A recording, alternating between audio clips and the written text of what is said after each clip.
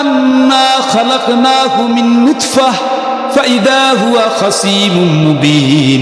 এই লোকটা কি চিন্তা করলো না আমি আল্লাহ তো তারে এক ফোঁটা বীর্য থেকে আব্বা আম্মার এক মিলনের মাধ্যমে একটু পানি থেকে আমি সৃষ্টি করছি। সুবহানাল্লাহ। ইয়া লাইতানি কুনতু তুরাবা, একদিন এমন একটা আফসোস আসবে যে হায় যদি আমি মাটি হয়ে যেতাম।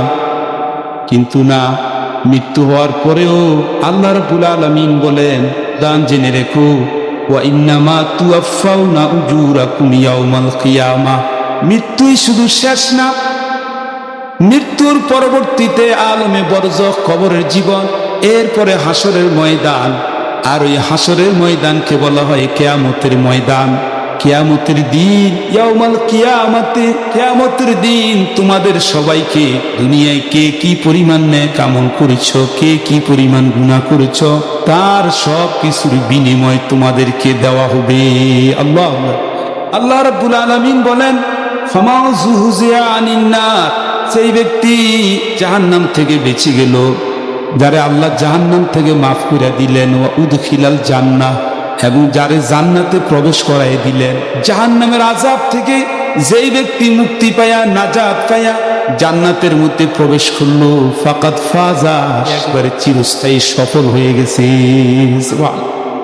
ভাইয়েরা আমার, ভালো করে খেয়াল করেন, প্রথম একটু কথা খেয়াল করেন, মৃত্যুর পরে কবরের থেকে উঠাবেন কি?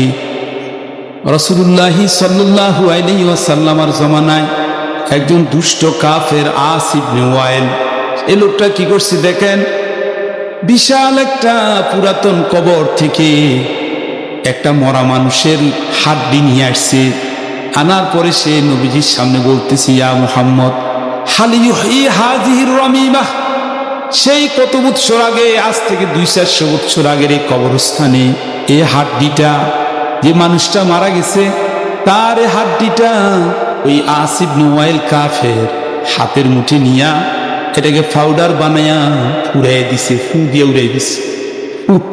কয় যে খালি ইউহি, এই হাড্ডিটা কি আবার আল্লাহ তোমার স্রষ্টা মুহাম্মদ সাল্লাল্লাহু আলাইহি ওয়াসাল্লামের কাছে বলতেছে তোমার স্রষ্টা এই হাড্ডিটা কি আবার জীবিত করবে? তো যে আল্লাহ রাব্বুল আলামিন হাজার হাজার মানুষ, কোটি কোটি মানুষ সৃষ্টি করেন, এক মানুষের চেহারার সাথে আরেক মানুষের চেহারার কোনো কি নেই। তাবারাকাল্লাহু আহসানুল খালিকিন। কত বড় আল্লাহ, কত বড় কারিগর আল্লাহ। একটা মানুষের মেজাজের সাথে আরেক মানুষের মেজাজ কি হয় না, বুঝলেন? একজন মানুষ এত রকমে খাওয়াইয়া পড়াইয়া এই মানুষটাকে আল্লাহ তাআলা কবর দিলেন, মৃত্যু দিলেন।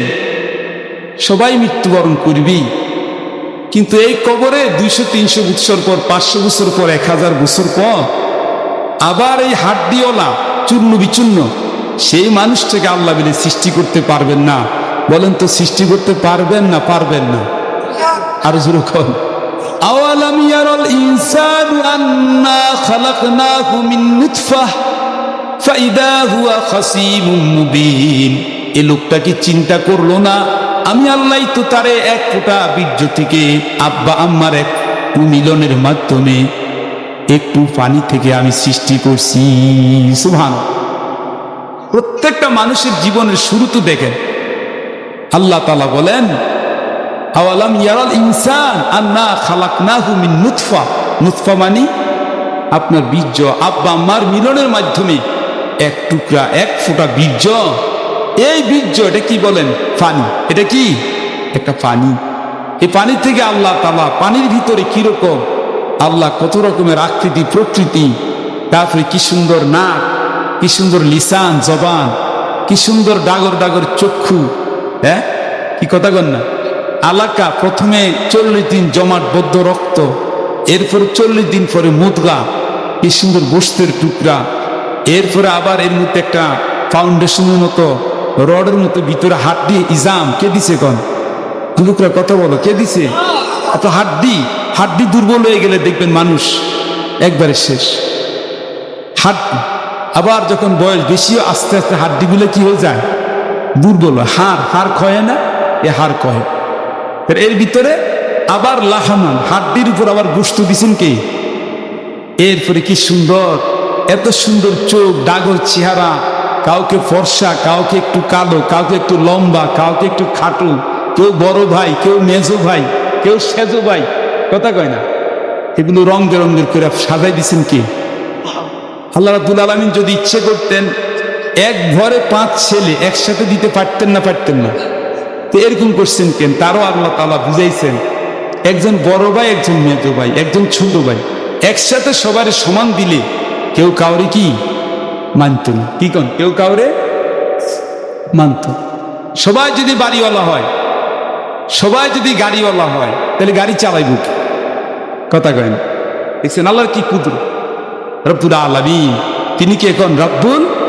তাহলে যে লোকটা বলতেছে যে বিল্লাহি নাহমাদুহু ওয়া নাস্তাঈনুহু ওয়া নাস্তাগফিরুহু ওয়া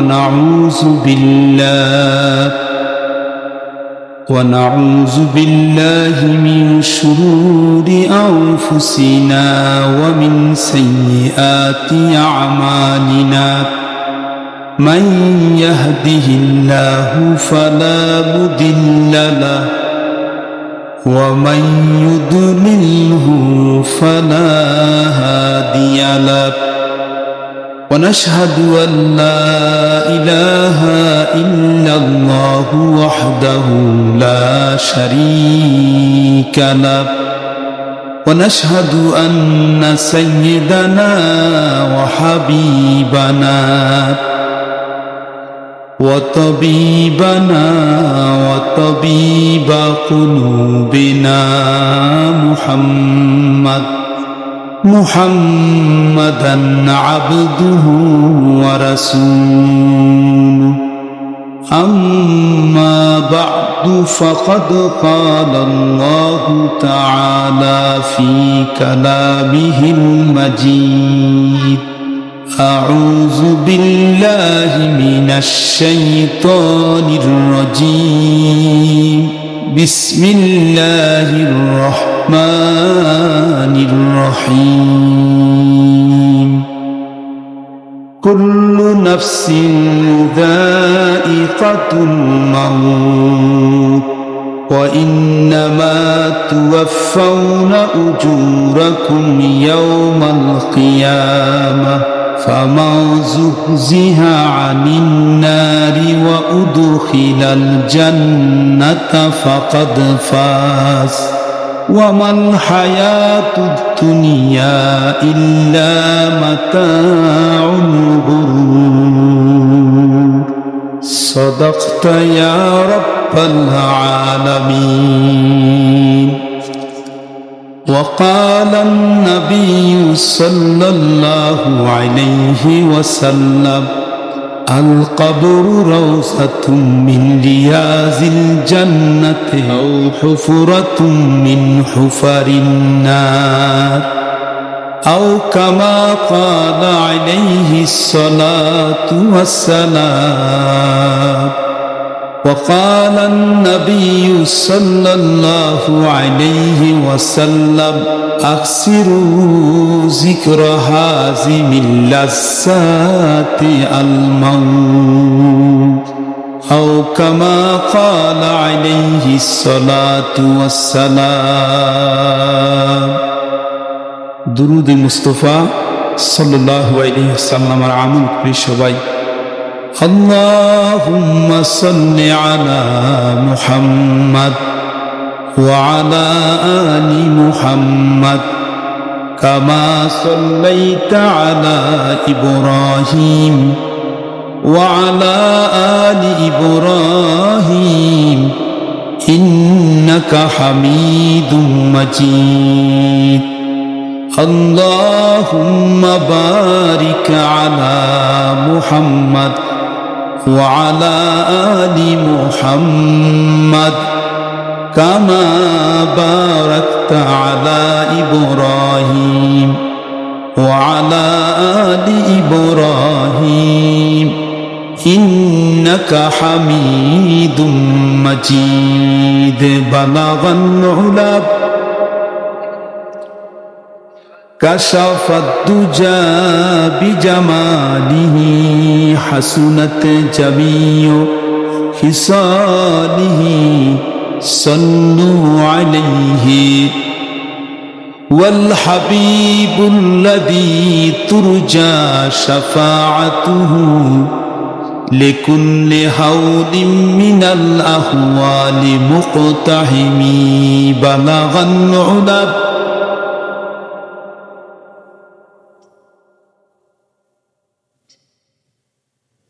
حسنت جميع خصاله صلوا عليه وآله اللهم صل وسلم وبارك عليه سبحانك لا علم لنا إلا ما علمتنا إنك أنت العليم الحكيم وسلام على المرسلين والحمد لله رب العالمين আজকে কুমিল্লার ঐতিহ্যবাহী হারাতুলি নূরে মদিনা হিফজুল কোরআন ক্যাডেট মাদ্রাসার থেকে মুবারক আমাদের শিশু শিক্ষার্থীদের সবক অনুষ্ঠানের উদ্যোগে ইসলাহি মাহফিল দোয়ার আয়োজন। আজকের এই মুতাবাররক আলিশান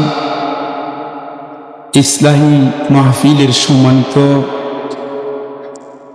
উপস্থিত উলামায়ে কেরাম,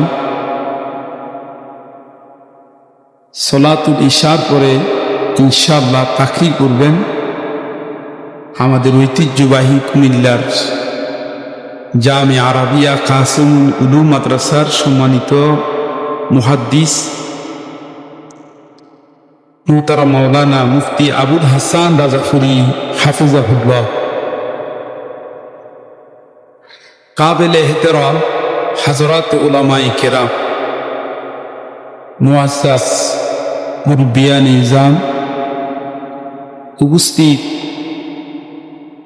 আমাদের তরুণ সমাজ, যুবক ভাইরা, স্নেহাস্পদ আমাদের শিক্ষার্থীরা, মাদ্রাসার তোলাবা,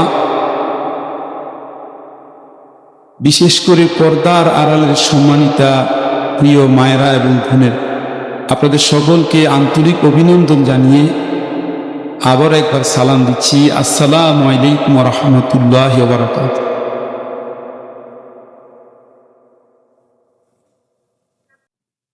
আজকে পবিত্র সফর মাসে চতুর্থ জুমা শেষ হয়ে আমরা এমন একটা সময় যে সামনে আসতেছে রবিউল আউয়াল মাস, ঠিক এমন একটি মুবারক সময়। এই সফর মাসে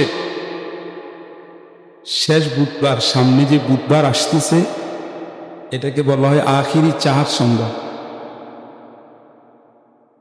এই বুধবার থেকেই আল্লাহর প্রিয় রাসূল, আল্লাহর প্রিয় মাহবুব মুহাম্মাদুর রাসূলুল্লাহ সাল্লাল্লাহু আলাইহি ওয়াসাল্লাম জান্নাতুল বাকি ময়দানে উপহারে সাহাবায়ে কেরামদের জিয়ারত করে চতুর্দিক থেকে বিদায় নিয়ে এশার পরে তিনি অসুস্থ হয়ে গেলেন। অসুস্থ হতে হতেই এক পর্যায়ে ভেবে রবিউল আউয়াল মাসের ইয়াউমুল ইসনাইন সোমবারে আল্লাহর ডাকে, রফিকে আলা মহান বন্ধুর ডাকে আল্লাহর সান্নিধ্য লাভ করলেন। রাসূলুল্লাহ সাল্লাল্লাহু আলাইহি ওয়াসাল্লামের ওফাত হওয়ার পর আল্লাহ রাসূল আমাদের সামনে রেখে গেলেন দুটো জিনিস, তারাকতু ফীকুম আমরাইন লা তাদুল্লু মা তামাসসাকতুম বিহিমা। নবীজি বলে গেছেন, আমার রেখে যাওয়া দুটো আমানত যদি তোমরা আঁকড়ায়ে ধরো, দুনিয়া আখেরাতে কোথাও তোমরা পথভ্রষ্ট হবে না। একটার নাম কোরআন, একটার নাম সুন্নাহ, রাসূলের হাদিস সুন্নাহ। আল্লাহর হাবিব সাল্লাল্লাহু আলাইহি ওয়াসাল্লাম সবচেয়ে বড় আল্লাহর প্রিয় মাহবুব রহমাতুল্লিল আলামিনের যেহেতু ইন্তেকাল হয়ে গেছে, ওয়াফাত হলেন, বোঝা গেছে এই পৃথিবীতে আর কারো দুনিয়ার মধ্যে হায়াত চিরস্থায়ী না। কি বলেন, ঠিক কিনা? আল্লাহ রাব্বুল আলামিন তিনি বলেন, কুল্লু নাফসিন যায়িকাতুল মাউত। যত প্রাণী, যত মানুষ, যত জীব, যত মাখলুকাত আছে সবাইকে মৃত্যু গ্রহণ করবে, মৃত্যুবরণ করতে হবে। প্রিয় ভাইয়েরা আমার, এই বিষয়টা আমরা সবাই তো জানি। কি বলেন, জানি না? আপনি যেই দলে করেন, যেই জাতি হন, যেই দেশের মানুষ হন না কেন, সবাই কিন্তু জানে, মুসলিম অমুসলিম সবাই বিশ্বাস করে মৃত্যু একদিন আসবেই। নাকি মৃত্যু থেকে বাঁচার কোন উপায় আছে? মৃত্যু থেকে বাঁচার কোন উপায় নাই। আপনি দেখেন, যদি মৃত্যু থেকে বাঁচতে পারত, দেখেন আমেরিকার প্রেসিডেন্ট, রাশিয়ার প্রেসিডেন্ট, জাতিসংঘের মহাসচিব, তাদের কাছে কোনো অস্ত্রের অভাব নাই, বিজ্ঞানের প্রযুক্তিরও কোনো অভাব নাই, টাকা পয়সারও কোনো কম নাই, কিন্তু সময়ের ব্যবধানে তাদের আগের প্রেসিডেন্ট বলেন, সেনাবাহিনী বলেন, তারাও তো মারা গেছে। কি কর, মারা গেছে না? প্রিয় ভাইয়েরা আমার, যেই বৈজ্ঞানিক পারমাণবিক অস্ত্র আবিষ্কার করেছে, যে বৈজ্ঞানিক মোবাইল আবিষ্কার করছে, যেই বৈজ্ঞানিক ইন্টারনেট আবিষ্কার করেছে, বিদ্যুৎ আবিষ্কার করেছে আল্লাহর দেওয়া মেধা দিয়ে, ওই বৈজ্ঞানিকও তো আর পৃথিবীতে নাই। যিনি পারমাণবিক বানাইছে একটা অস্ত্র, এরপরে ক্ষেপণাস্ত্র, 4 ক্ষেপণাস্ত্রের আঘাতে কত মানুষ মারা যাচ্ছে, সে নিজেকে তো মৃত্যুর হাত থেকে বাঁচাইতে কি পারে না। মৃত্যুর একমাত্র ফয়সালা কার হাতে? আরো যেরকম কার হাতে? আল্লাহ। আল্লাহ এই কথা এখানে বলে দিলেন, তোমরা সবাই কিন্তু মুক্তি হোক, এটাও আমরা সবাই জানি, সবাই বিশ্বাস করে, কিন্তু ব্যাপারটা পরের বিষয়। পরের অংশে দেখেন,